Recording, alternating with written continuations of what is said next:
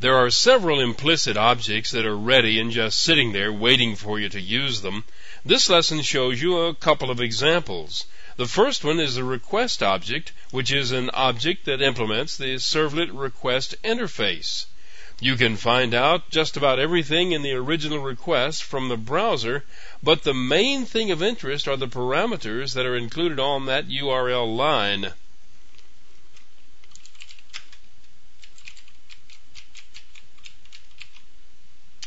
This page shows you how one of the methods can be used to retrieve those parameters. There are other ways of retrieving the values. For example, you can have them returned as an array of strings. You can even retrieve a list of the names of the parameters. In this example, the two named parameters are returned to the program, and the program then uses out to display the values of those parameters. The resulting page looks like this if you don't provide any parameters tagged onto the end of the URL. You can add them and the page will show them. I'm sure you know the syntax. The start of the first parameter is signified by a question mark.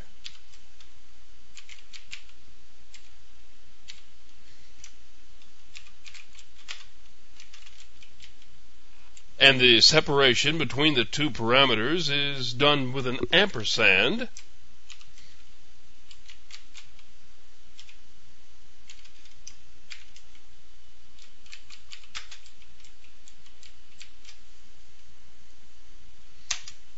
Now the parameters show up on the screen.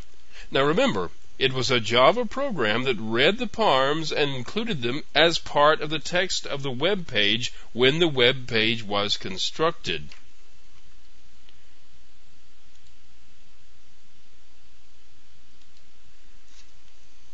Here's what the page looks like that came back from the browser. If you wished, you could write the code to retrieve the parameters and store their values in a page-wide variable.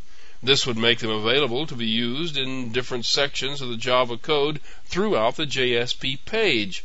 I'll be showing you how to set up such variables here in just a bit. The response implicit object can be used to construct an entire or part of the page that you generate in the code. It's an instance of the HTTP servlet response class.